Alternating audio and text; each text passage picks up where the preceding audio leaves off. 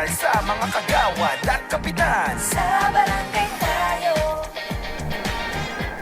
Welcome back po mga kabarangay. Maraming salamat at lagi niyo po kami sinasamahan every Wednesday dito po sa GNN Golden Nation Network. At last, kasama na po natin ang ating pong pinagpipitagang Kapitan Dondon Francisco at of course, ang napakaganda at napakagaling na kagawad Marie Formentera Ferra. Hayaan ko munang bumati muna sa inyo ang ating po mga the honorables. Hi, Kag. Hi.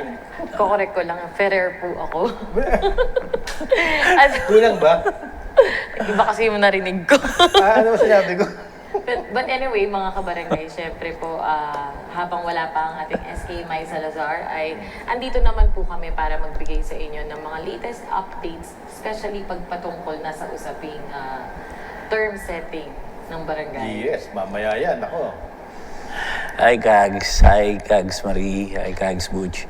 At sa lahat ng mga sumusubaybay at mga manonood at bukod sa manonood ng sa barangay tayo, pati yung nagkumukuha nitong ating mga clips at ginagamit sa kanilang sarili nilang mga vlog ay hello po sa inyong lahat. Sobra traffic na eh. Siguro yun yung epektong dun sa EDSA na color coding ngayon. Maraming naapektuhan. Oo, yung Pati yung no contact apprehension. NCAP. NCAP, yeah. Yeah. Yeah, kaya ganun pala yun, no? Pag maraming sumusunod, nagka-traffic. Oo nga eh. Siguro culture shock. Pero, yan, disiplina yan eh. Well, anyway, ilang araw na lang, resumption of session na sa Kongreso. Pero bago po tayo magpatuloy doon, magkakaroon lang po tayo kasi from June 2 to 13, tututukan po natin yon yung SBT. Kasi wala na, andyan na eh. Hindi pwedeng tutukan. Pero of course, tuloy pa rin ang ating balik-aral. Pero after ng June 13, ano man ang mangyari, balik-aral po tayo niyan. Pero magkakaroon lamang po ng slight changes dito po sa network sapagkat meron po tayong kinakausap ng magaling at matalinong kagawad. Nasasamahan tayo sapagkat magbabalik-aral po tayo. Kasama pa rin si Kagawad Marie at saka si Kap Dondon and of course SK Mai sa ating balik-aral sa ating Local Government Code, Republic Act 7160.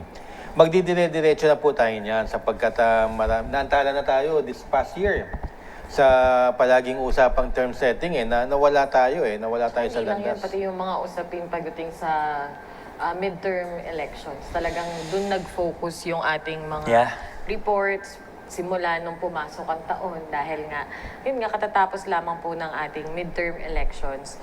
So ngayon naman mga kabarangay, medyo excited rin kami ni Kap Dondon dun sa bago nating makakasama na kagawad na uupo as our co-host habang ang ating Kags Butch Serrano ay very busy pagdating naman sa pagtutok ng impeachment case po na gagawin din sa Senado at sa Kongreso. Tama ba yun? Akala ko excited ka na mawawala ako dito sa tabi mo eh. Hindi yun ang iniisip ko. Hindi, pero tama po si Kagawad Marie kasi ako naman magpo-focus sa impeachment dyan po sa Senate pagka nag-umpisa na po. Yun po ang assignment po natin at sa kabilang show ko po yun sa The 40th State NACS. Binablog din ng iba yun? Ha? Binablog din ng iba? Iba yun. Oo, yan. Iba talagang SB. SBT, binablog. Yes. Pero we're very proud, no? Yeah. And not only that, sabi kasi kanina ni Kags Butch, pag-uusapan natin yung balik-aral, mag-aaral ulit tayo kasi hindi naman talaga natatapos yung learning pagdating sa usaping barangay. And also, we wanted to showcase pa rin yung mga best practices na ginagawa ng mga individual barangays na pwede rin naman na ma-adapt din ng ibang mga barangays na hindi pa nila nagagawa sa kanilang mga barangay. Alam mo, Kags Marie, kapo-post nga lang natin ng iyong dating pinapasa na ordinansa. Yung Educational Assistance Program. yes, na marami nga nag-react at marami nga hopefully Humihingi ng copy. mag-adapt at humihingi ng copy. Yun na po yun. Nawala na yung soft copy. So yun na po yun. Pwede nyo namang i-retype. Wala namang problema. Pero first page lang yung nilagay ni Kags Butch. Kaya yung iba, nagtatanong, ano po yung kasunod na page? Yeah, pero Pero hindi, if you go back dun sa atin pong mga news feed sa Barangay Tayo page, makikita nyo po dun yung mga ordinances na hindi lamang po yung educational assistance program na atin pong inihain. Meron din po dyan yung iba't ibang ordinansa na pwede rin makatulong po sa inyong mga barangays. Ang importante naman, di ba, Kap, doon yung format na andun. Iba't iba kasi problema ng barangay eh. Yung format nandun na. Meron pa nga tayong pinost sa Pantagalog. Pero kayo makakaalam kung paano nyo dadalihin ang isang resolusyon o ordinansa sapagkat hindi naman namin alam kung ano nangyayari sa barangay ninyo. Just identify the problem, ilagay niyo doon sa whereas provision, at saka kung anong magiging effect ng ordinansa o resolution na yon, okay ba, gumagana ko. At yun na, magiging ordinansa na. Total naman, Kags Marie, Kap Dondon, correct me if I'm wrong, kahit naman meron kayong wrong grammar dyan, o medyo hindi naman mali, pero medyo nagkakamali kayo. Pag-akyat naman ng sangguniang sa city, Palusod. oo, O at kaya saka sa pang- munisipyo, i-correct naman. pambayan. Wala namang problema eh. Hindi natin kinakailangan maging perfect agad. Dahil meron pa magbabasa niyan, at i-correct naman yan. Aayusin nila yan. Pa-planchahin talaga na mas maganda yan. I-review. Actually, pagdating kasi ng sangguniang panlungsod, i-review. Pero kasi there are chances na once hindi inaksyonan din ng sangguniang panlungsod, after 30 days, it will be considered approved na. And you can implement it na dun sa inyong hinihingi ng batas kung kailan siya i-implement. Kaya yun po, sana po well, I'm very proud na nakakatulong yung ating pong pahina sa Facebook, pati na rin pong itong SBT program. At tuloy-tuloy po ang ating pong serbisyo sa pagbibigay ng kaalaman. At ngayon nga po, meron po mga nagtatanong para po kay Kap Dondon at ang tanong po nila kailangan ba talaga na infra projects ang nasa 20% development fund, Kap? Yes po. Basta not less than 20%. Kaya nga po, development, mayroong kailangan i-develop na mga bagay. Hindi lang naman po, well, Kags Marie, ikaw pong, yung development fund, meron din namang, kasi crucial kapag sa iba mo ginamit Baka makorek ka ng COE, baka AOM o Audit Observation Memorandum ka pa o ng Commission on Audit. Kasi supposedly yung development fund ay intended for mga bagay na kailangan ng barangay mo pagdating sa mga ipapatayo, papaayos, or improvement ng isang Improvement, rehabilitation. Rehabilitation. Yun medyo strict sila dun so wag ho kayong magkakamali dun sa gagawin nyo yun. By the way, kailangan din ng resolution po noon ng mga gagawin nyo yun. And para make sure at least, na nandun syempre sa inyong annual budget. nandun sa AIP nyo, nandun sa annual budget nyo. Yun po yung mahalaga doon. Basta huwag kayong bababa ng 20%. Pwede kayong tumaas. Okay, we have to remember kasi Kags and Kap, just to add dun sa sinabi ni Kap Dondon, na ito pong development fund is one of the statutory obligation po na tinatawag po natin. Na hindi lamang po yung development funds kasi dyan din pumapasok yung calamity funds, yung mga BCPC, senior citizen, PWDs, na dapat there's a certain percentage na kung saan dapat may proper allocation of budget din. And in addition, dun sa development fund, kapag ginagamit po natin yung pondo na allotted for that specific program, yun, number one, dapat kasama siya sa annual investment plan ninyo. Hindi po pwedeng hindi. Na tipong naisip nyo ngayon, kailangan na kailangan, hindi po pwede yun. Kasi dapat po, laging in concurrence po yun dun sa AIP na ipinasa ng inyong council. Pangalawa, dapat nasa annual budget, tama po yun.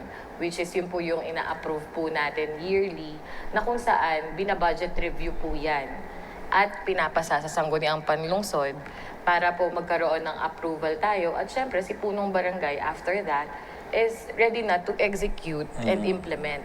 And specifically, pagka may development fund po tayo, meron kasing nakalagay dyan kung kailan yung implementation. Yes. So, merong duration yan. So, you have to be specific kung kailan lang siya pwede na gamitin at gawin. Yes. Also, you have to remember na dapat mag-secure din po tayo ng program of work. Yes. Kasi we are talking about development funds. So mostly, this is specifically for infrastructure projects na yun yung madalas talaga na pag sinabi mong DF, definitely dapat meron kang infrastructure na gagawin. Yun nga yung binabanggit ni Kap kanina. I'll go back with renovations, rehabilitations, yung mga, madalas dyan yung mga pathwalks, drainages, yan yung madalas na kinabibilangan po ng development funds. Pero alam mo, Kags and Kap, honestly, ang development fund, kung hihingiin lang natin sa pondo ng barangay, na dapat not less than 20%, kulang po yun. Kulang yun. Kulang po yun. Kulang yun. Diyan po pumapasok yung good relationship natin with the LGUs, like the mayors, and syempre yung lokal na kinabibilangan, and of course, yung ating mga House of Representatives, yung ating pong mga congressman. Kasi sila po yung talagang mas makakatulong when it comes to big projects na patungkol po sa mga infrastructure projects ng mga barangays po natin. Yan. May isingit lang ako. Sige po. Actually, kasama rin yan doon sa binabanggit lagi ni Kags Butch sa page ng sa barangay tayo na yung 5-year development plan. Siyempre, kaya nyo nalaman yun na per year, nagagawa kayo ng budget kasi meron kayong ginawa noon na 5-year development plan. So, dapat yun, yung development plan nyo, naisip nyo na, by this gantong taon, kailangan mapagawa na to, mabudgetan na to, magkaroon ng building, kunyari, for the youth. O, yan. Hanggang sa maubos nyo yung 5-year development plan o hanggang sa i-implement yung mga nandun sa plano nyo. So, doon pa lang, sa paggawa nun, malalaman nyo na yung, by 2025, meron kaming budget, o 2026, dapat ginagawa na to. Ganun po ba? May follow-up question lang ako, no? Kung halimbawa ako isang kagawad at nagawa na yung budget, pero mid-year may naisip akong resolusyon na kinakailangan ng budget, paano natin may sisingit sa budget planning po yun? So, ang ibig sabihin, ano mauna, resolusyon o paglagay ng mga programa sa budget? Ulit. Dapat mauuna mo yung mga programa muna bago mo i-resolusyon. Pero yung question niya is valid kasi, Kap, eh. Kasi Halimbawa- kung ko lang naisip. Halimbawa, ngayon biglang nagkaroon ng pangangailangan at naisip na isang project. Okay. Una, kailangan yung nakalagay doon sa yung programa, gagawin nyo muna. Pagkatapos, gagawa kayo ng resolusyon. Tapos supplementary budget yun kung ano, gagawa kayo ng supplementary budget. But definitely, hindi siya pwede kung wala siyang allocation. Wala siyang Kasi allocation. ang development fund talaga, sobrang ano yan, Stringent yun eh. Yes. So, May big yun eh. implementation next year. pwede. Next Pwede. year. Or The most kung you may can do. sobra, pwede niyong galawin yung ano, kung may sobra. Kung halimbawa na, the month of April, bawal kasi itong nakaraan eh. Sige, June. Kasi nung March, April, di ka pwede maglabas ng budget nung panahon na yun dahil nga may election ban. So, sabihin na natin June. Kunyari, July na ngayon June, natapos mo yung gantong klaseng programa, yung pathwalks. Okay, may sumobra. Biglang may nangailangan ka yung handle ng pathwalks na ipasok mo ngayon yun. Gagawa ka ng supplemental budget. Resolution yun para at least ma-defend mo yung bakit kailangan ng handle. Kasi ang nagawa mo lang kalsada. Okay. Maraming salamat. Malinaw po yun. Kags Marie, meron ka pang kunin sasabihin doon? Yun lang, yung paglilinaw ko lang din doon talaga na, kasi kasama ang development fund na sa mga appropriated budgets at sa pondo mismo na bawal i-realign. Iyan. Pag nag-realign tayo, dapat sa MOOE lang. So, medyo masyado pang technical yun, mga kabarangay. Siguro, mag-set tayo ng isa sa mga episodes natin in the future Yes. na i-discuss natin yung patungkol sa budget. Kasi alam ko, napakaraming tanong ng mga kabarangay, especially ng ating mga kagawads, na hindi ganun ka-knowledgeable pagdating sa pondo na ginagalawan ng barangay. Ayan, maraming salamat sa inyong mga kasagutan. Pwede naman natin ituloy maya-maya ng konti. Pahapyawan pa natin yan kasi marami pa rin akong tanong tungkol dyan and I'm sure ay na mabitin ng ating po mga kabarangay. Lahat po yan, Dine, sa barangay, Sa barangay tayo. Pagulat. Sa barangay tayo, ikaw at ako. Hatid ng aral sa mga kagawad at kapitan Sa barangay